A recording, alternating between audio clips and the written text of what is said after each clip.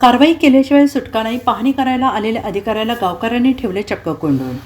गेल्या काही दिवसांपासून कृष्णा नदीचे पाणी प्रदूषित होत आहे. नदीला काळीकुट्ट मळी मिश्रित पाणी आल्याने जलचर प्राणी मृत पावले आहेत. तसेच मोठ्या प्रमाणात जलपर्णीचा विळखा पडल्याने पाण्यातील ऑक्सिजनचे प्रमाण कमी होऊन पाण्याला दुर्गंधी सुटली आहे. त्यामुळे कृष्णा काठावरील गावात आरोग्याचा प्रश्न गंभीर बनला आहे.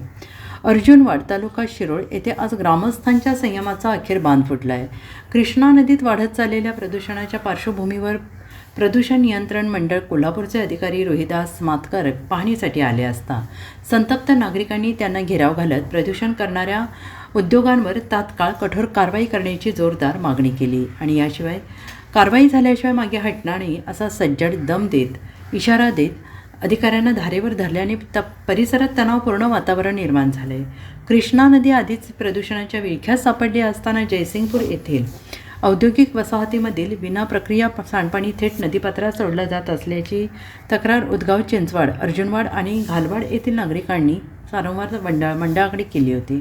मात्र या तक्रारींकडे सातत्याने दुर्लक्षात करण्यात आल्याचा आरोप ग्रामस्थांनी केला आहे. प्रदूषित पाण्यामुळे कॅन्सरसारख्या गंभीर आजारांचे प्रमाण वाढत असल्याचा दावा करत दोषी उद्योगांवर फौजदारी गुन्हे दाखल करून संबंधित यंत्रणा तात्काळ सील करण्याची मागणी करण्यात आली. Bureau report, SBN Marathi, Kolhapur.